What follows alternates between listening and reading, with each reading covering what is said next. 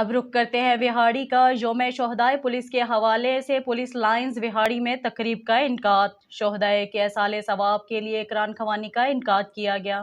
Police کے چاق و چوبند دستے نے یادگار شہدائے پر پرجوش سلامی پیش کی، جبکہ 1 منٹ کی خاموشی اختیار کی گئی۔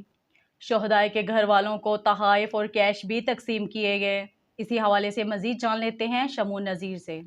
شہریوں کی جان و مال کی حفاظت کرتے ہوئے جان کی قربانی دینے والے پولیس جوانوں کی یاد میں پورے پنجاب کی طرح وہاڑی میں آج یوم شہداء پولیس منایا گیا۔ اسی سلسلے میں مسجد پولیس لائنز میں شہداء کے ایصال ثواب کے لیے قرآن خوانی کا انعقاد کیا گیا، جبکہ شہداء کی بلند درجات کے لیے خصوصی دعا کی گئی۔ پولیس کے چوک و چوبند دستے نے یادگار شہداء پر پرجوش سلامی پیش کی، جبکہ 1 منٹ کی خاموشی بھی اختیار کی گئی۔ اس موقع پر D S P headquarter Rubina Abbas, incharge branch اور شہداء کی فیملیز بھی موجود تھی۔ D P O Vehari Rana Shahid Pervez نے شہداء کی فیملی سے خطاب کرتے ہوئے کہا کہ ایک وقت تھا کہ پاکستان میں دھماکے ہو رہے تھے، تب پولیس نے قربانیاں دی جسے پاکستان امن کے نام سے جانا جاتا ہے۔ شہداء کی لازوال قربانیوں اور ان کے مقدس خون کی بدولت امن کی دیپ روشن ہے۔ پولیس کی ویلفیئر کے حوالے سے تقریب کے حوالے سے D P O Vehari Rana Shahid Pervez نے کہا کہ police welfare school police line سے بچوں کو سکولز میں پک اینڈ ڈراپ کی سہولت، ڈاکٹرز اور لیبارٹری سے مختلف